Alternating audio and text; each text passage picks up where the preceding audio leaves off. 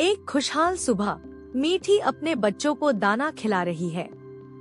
बरगद दादा धीमी आवाज में मुस्कुरा रहे हैं।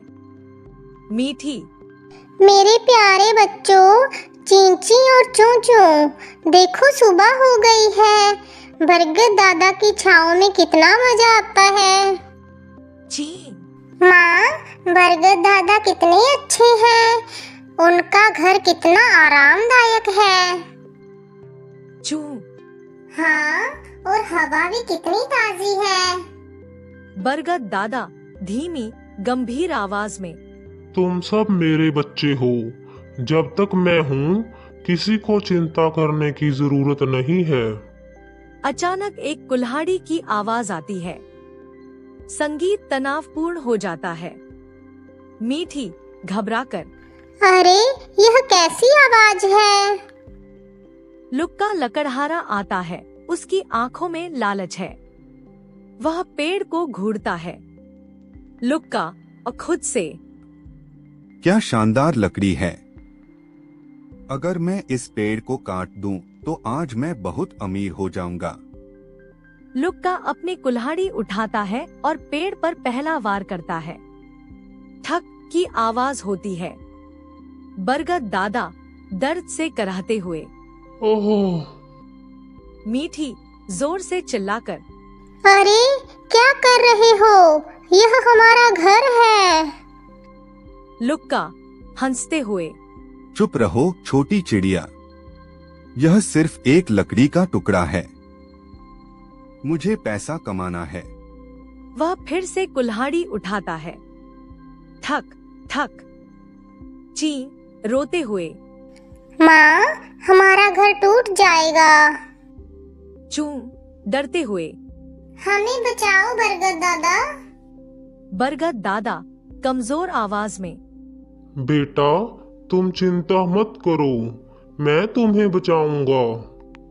बरगद दादा अपनी एक मजबूत डाल को लुक्का के रास्ते में झुका देते हैं। लुक्का लड़खड़ाता है और उसकी कुल्हाड़ी दूर जा गिरती है। लुक्का गुस्से में, यह क्या बकवास है। लुक्का, क्या तुम्हें बिल्कुल भी दया नहीं है। मैंने तुम्हें फल, छांव और ताजी हवा दी, और तुम मेरा ही घर उजाड़ना चाहते हो। इस पर इन बेघर चिड़ियों का घर है। मीठी, लुक्का भाई, पेड़ काटने से पहले जरा सोचो। पेड़ हमें जीवन देते हैं। लुक्का अचानक रुक जाता है। वह चिड़ियों को देखता है, फिर कुल्हाड़ी को। उसके चेहरे पर शर्मिंदगी आती है। लुक्का माफी मांगते हुए, मुझे माफ कर दो। मैं अपने लालच में अंधा हो गया था। मैंने कभी नहीं सोचा कि यह सिर्फ लकड़ी नहीं, बल्कि किसी का घर और जीवन है। लुक्का अपनी कुल्हाड़ी जमीन पर पटक देता है। लुक्का, मैं वादा करता हूँ, अब से मैं कभी कोई पेड़ नहीं काटूंगा, बल्कि मैं पेड़ लगाऊंगा। मीठी, ची और चू खुशी से चहचहाते हैं। लुक्का कुल्हाड़ी छोड़कर चला जाता है। संगीत फिर से खुशनुमा हो जाता है।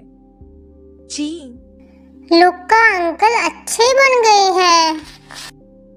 बरगद दादा खुशी से, हाँ बेटा, उसने अपनी गलती पहचान ली।